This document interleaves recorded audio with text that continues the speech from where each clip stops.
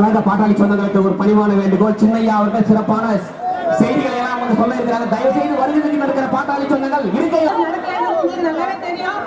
யாருகளை என்ன நல்லது நடந்திருக்குதோ அதை மட்டும் நீங்க சின்னையா அட்ரஸ் பாஸ் பண்ணிக்காதீங்க. எந்த ஒரு கடிதமோ ஐயாக்கு போகாது. எந்த ஒரு ஸ்டார்ட் ஆகும். இதுதான் திராவிட மாடல். அதனால இந்த மாடல் போதும். புது மாடல் எங்க மாடல்ல ஆதரவு கொடுக்கணும். அதனால அமைதி அதனால இதெல்லாம் சொல்ல அதுக்காக தான் நான் வந்திருக்கேன். உங்கள் உரிமைகள் என்ன